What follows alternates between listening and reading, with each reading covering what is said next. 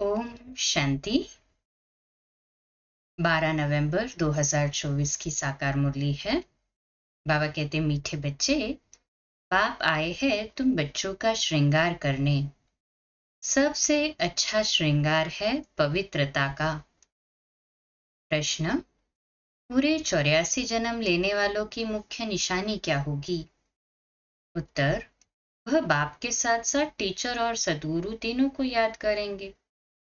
ऐसे नहीं बाप याद आए तो टीचर भूल जाए। जब तीनों को याद करे तभी कृष्णपुरी में जा सके, अर्थात आदि से पार्ट बजा सके। दूसरा पॉइंट, उन्हें कभी भी माया के तूफान हरा नहीं सकते। ओम शांति। बाप पहले बच्चों को कहते हैं, ये भूल तो नहीं चाहते हो हम बाप के आगे, टीचर के आगे और सद्गुरु के आगे बैठे हुए हैं।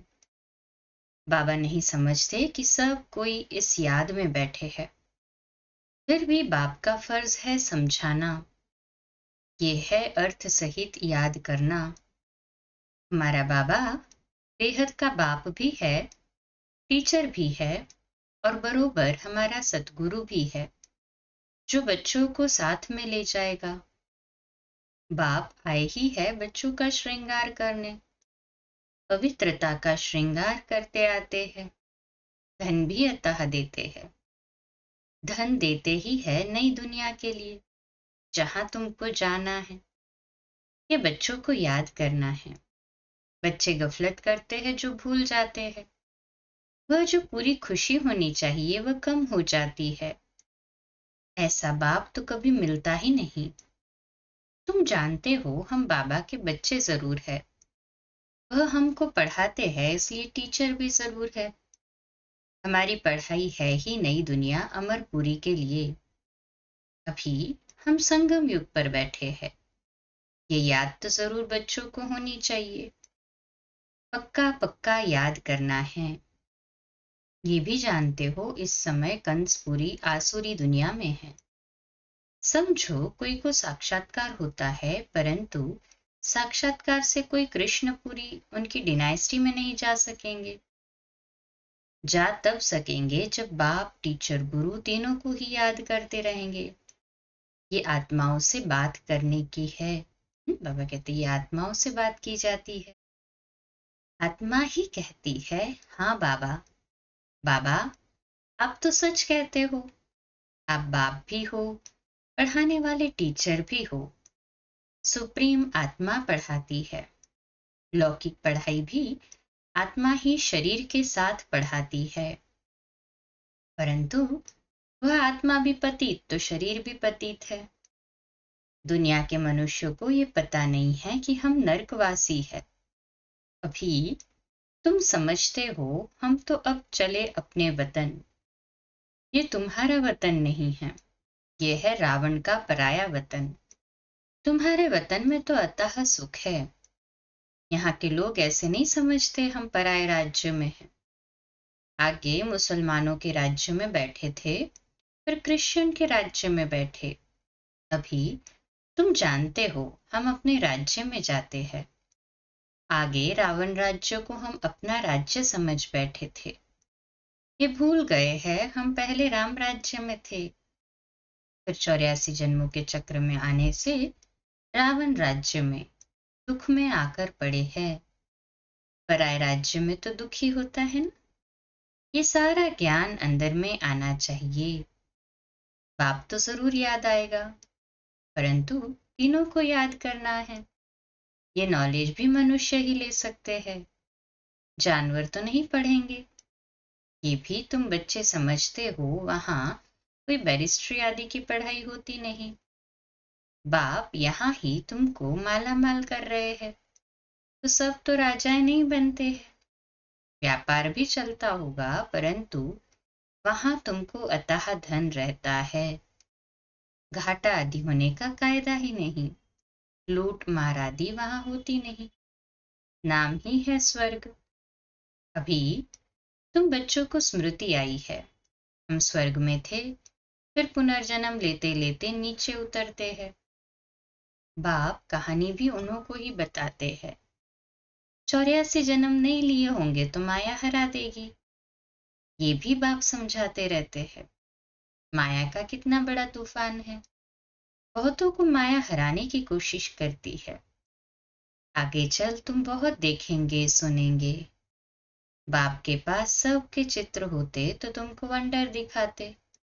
ये फलाना इतना दिन आया, बाप का बना, फिर माया खा गई, मर गया, माया के साथ जा मिला।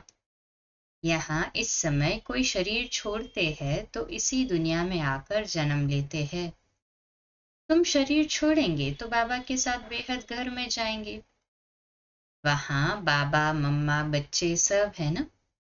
परिवार ऐसा ही होता है। मूल वतन में बाप और भाई भाई है और कोई संबंध नहीं। यहाँ बाप और भाई बहन हैं, फिर वृद्धि को पाते हैं। चाचा मामा आदि बहुत संबंध हो जाते हैं। इस संगम पर तुम प्रजापिता ब्रह्मा के बनते हो तो भाई बहन हो। शिव बाबा को याद करते हो तो भाई भाई हो। ये सब बातें अच्छी रीति याद करनी है। बहुत बच्चे भूल जाते हैं। बाप तो समझाते रहते हैं। बाप का फर्ज है बच्चों को सिर पर उठाना। तब तो नमस्ते नमस्ते करते रहते हैं, अर्थ भी समझाते हैं।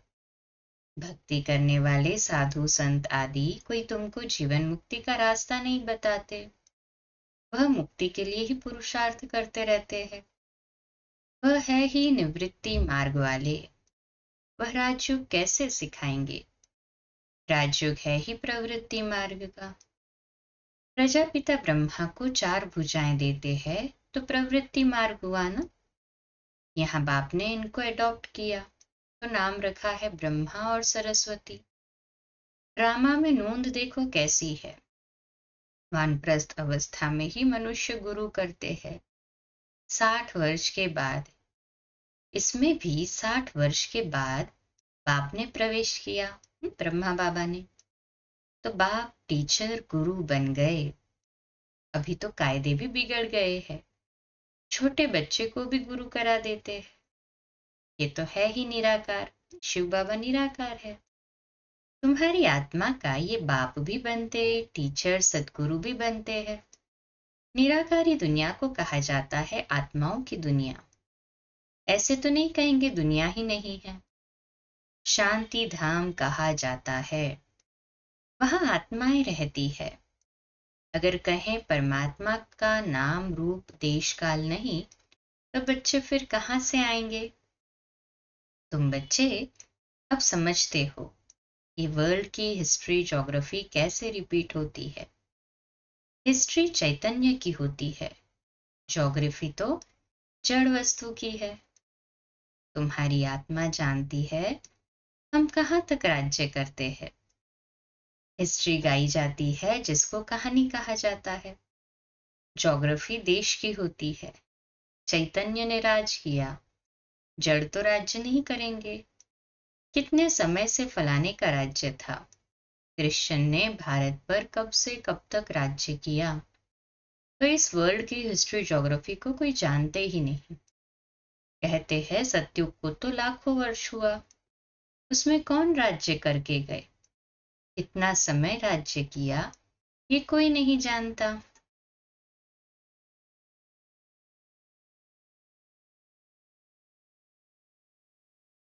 कहते हैं सतयुग को तो लाखों वर्ष हुआ, उसमें कौन राज्य करके गए, कितना समय राज्य किया, ये कोई नहीं जानता। इसको कहा जाता है हिस्ट्री।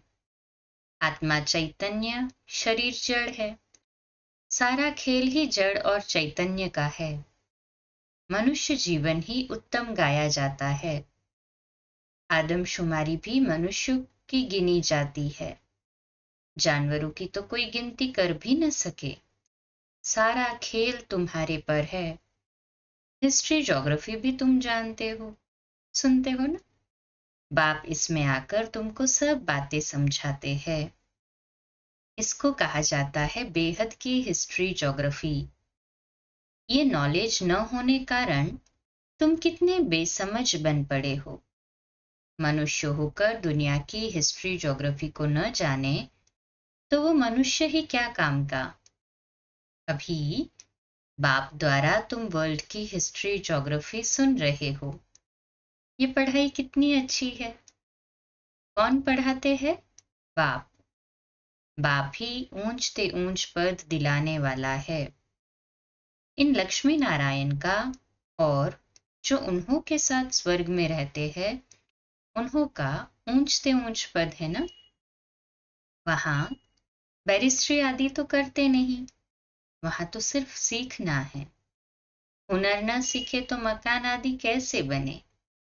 एक दो को हुनर सिखलाते हैं, नहीं तो इतने मकान आदि कौन बनाएंगे। आप ही तो नहीं बन जाएंगे। ये सब राज अभी तुम बच्चों की बुद्धि में भी नंबरवार पुरुषार्थ अनुसार रहते हैं। तुम जानते हो ये चक्र फिरता रहता है। इतना समय हम राज्य करते थे, फिर रावण के राज्य में आते हैं। दुनिया को इन बातों का पता नहीं है कि हम रावण राज्य में हैं। कहते हैं हमको बाबा रावण के राज्य से लिबरेट करो। भारतवासियों ने क्रिश्चियन राज्य से अपने को लिबरेट किया। अब फिर कहते हैं गॉड फादर हमको लिबरेट करो। स्मृति आती है ना। कोई भी ये नहीं जानते हैं कि ऐसे क्यों कहते हैं। अभी तुमने समझा है सारे सृष्टि पर ही रावण राज्य है। सब कहते हैं राम राज्य चाहिए, तो लिबरेट कौन करेगा।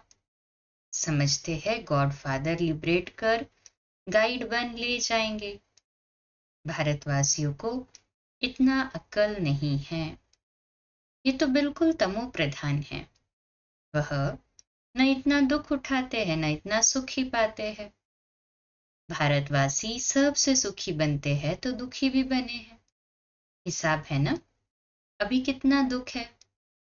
जो रिलीजियस माइंडेड है वह याद करते हैं, ओ गॉड फादर लिबरेटर, तुम्हारी भी दिल में है।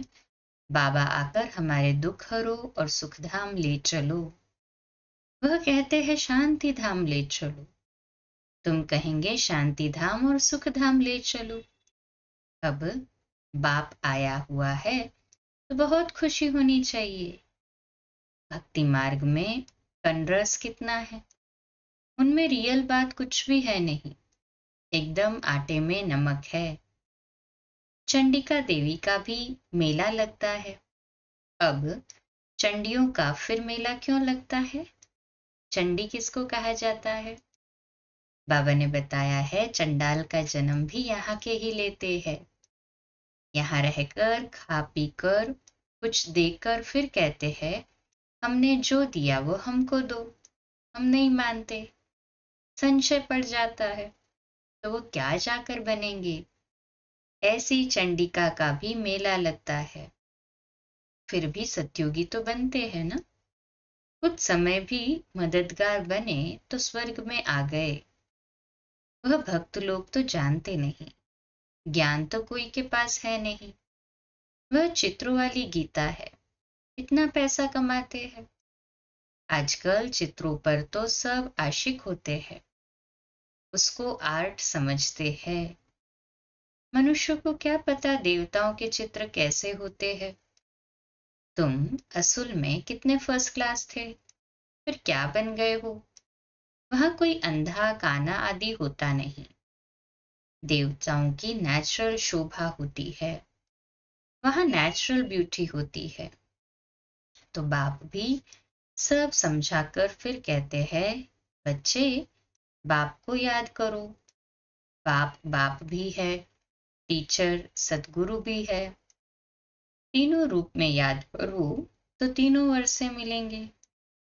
पिछाड़ी वाले तीनों रूप में याद कर नहीं सकेंगे, फिर मुक्ति में चले जाएंगे। बाबा ने समझाया है सूक्ष्म वतन आदि में जो कुछ देखते हो ये तो सब है साक्षात्कार की बातें। बाकी हिस्ट्री ज्योग्राफी सारी यहाँ की है। इनकी आयु का किसको पता नहीं है।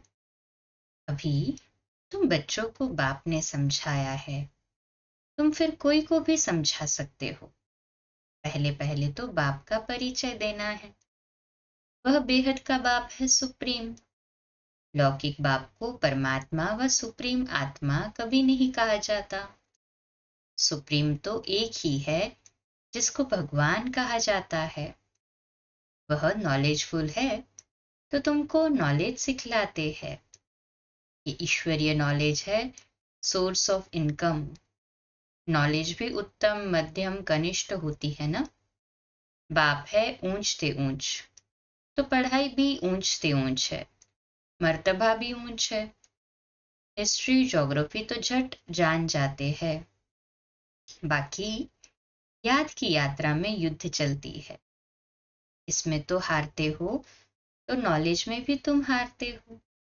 बाबा कहते हैं अगर याद की यात्रा में तुम हारते हो तो नॉलेज में भी तुम हारते हो। हारकर भागंती हो जाते हैं तो नॉलेज में भी भागंती हो जाते हैं। फिर जैसे थे वैसे बन जाते हैं, और ही उनसे भी बदतर। पाप के आगे चलन से देह अभिमान झट प्रसिद्ध हो जाता है। ब्राह्मणों की माला भी है, परंतु कईयों को पता नहीं है कि हम कैसे नंबरवार यहाँ बैठे हैं। देह अभिमान है ना। निश्चय वाले को जरूर अपार खुशी होगी। किसको निश्चय है हम ये शरीर छोड़कर प्रिंस बनूंगा? सब ने हाथ उठाया। बच्चों को इतनी खुशी रहती है। तुम सब में तो पूरे दैवी गुण होने चाहिए, जबकि निश्चय है। निश्चय बुद्धि माना विजयी माला में हिरोवंती, माना शहजादा बनंती। एक दिन जरूर आएगा जो फॉरेनर्स सबसे जास्ती आबू में आएंगे और सब तीर्थ यात्रा आदि छोड़ देंगे। वह चाहते हैं भारत का राजयोग सीखे। कौन है जिसने पैराडाइज स्थापन किया? पुरुषार्थ किया जाता है। कल पहले ये हुआ होगा तो जरूर म्यूजियम बन जाएगा। समझाना है ऐसी प्रदर्शनी हमेशा के लिए लगाने चाहते हैं। 4-5 वर्ष के लिए लीज पर भी मकान लेकर लगा सकते हैं। हम भारत की ही सेवा करते हैं, सुखधाम बनाने के लिए। इसमें बहुतों का कल्याण होगा। अच्छा, मीठे मीठे सिकिलदे बच्चों प्रति माता पिता बाप दादा का याद प्यार और गुड मॉर्निंग। रूहानी बाप की रूहानी बच्चों को नमस्ते। हम रूहानी बच्चों की रूहानी माता पिता बाप दादा को याद प्यार, गुड मॉर्निंग और नमस्ते। वाह बाबा वाह, शुक्रिया बाबा, शुक्रिया। धारणा के लिए मुख्य सार है। पहली पॉइंट, अपार खुशी में रहने के लिए सदा स्मृति रहे कि स्वयं बाप हमारा श्रृंगार कर रहे हैं। वह हमें अथाह धन देते हैं। हम नई दुनिया अमरपुरी के लिए पढ़ रहे हैं। दूसरी पॉइंट, विजयमाला में पिरोने के लिए निश्चय बुद्धि बन दैवी गुण धारण करने हैं। जो दिया उसे वापस लेने का संकल्प कभी न आए। संशय बुद्धि बन अपना पद नहीं गंवाना है। आज का मीठा वरदान, क्रोधी आत्मा को रहम के शीतल जल द्वारा गुणदान देने वाले वरदानी आत्मा भव। आज का स्वमान है, मैं वरदानी आत्मा हूँ। मैं वरदानी आत्मा हूँ। विश्लेषण, आपके सामने कोई क्रोध अग्नि में जलता हुआ आए, आपको गाली दे, निंदा करे, तो ऐसी आत्मा को भी अपनी शुभ भावना, शुभ कामना द्वारा, वृत्ति द्वारा, स्थिति द्वारा गुणदान या सहनशीलता की शक्ति का वरदान दो। क्रोधी आत्मा परवश है। ऐसी परवश आत्मा को रहम के शीतल जल द्वारा शांत कर दो। ये आप वरदानी आत्मा का कर्तव्य है। चैतन्य में जब आप में ऐसे संस्कार भरे हैं, तब तो जड़ चित्रों द्वारा भक्तों को वरदान मिलते हैं। स्लोगन है, याद द्वारा सर्व शक्तियों का खजाना अनुभव करने वाले ही शक्ति संपन्न बनते हैं। आज का स्वमान, मैं वरदानी आत्मा हूँ। अव्यक्त इशाराज का मनसा में शुभ भावना, वाणी में बाप से संबंध जुड़ाने वाले शुभ कामना के श्रेष्ठ बोल और संबंध संपर्क में आने से स्नेह और शांति के स्वरूप से आकर्षित करो। इसके लिए स्मृति, वाणी और कर्म में श्रेष्ठता को धारण कर प्लेन बुद्धि बनो। कोई भी पुराने संस्कार का दाग न हो, तब प्लान और प्रैक्टिकल एक हो जाएंगे। फिर सफलता एरोप्लेन मुआफिक उड़ेगी। अच्छा, कम बोलो, धीरे बोलो, मीठा बोलो, सत्य बोलो, सोच समझकर बोलो। निमित्त भाव, निर्माण भाव, निर्मल वाणी। आज का नया दिन आप सभी को मुबारक हो, मुबारक हो, मुबारक हो। शुभ दिवस। ओम शांति।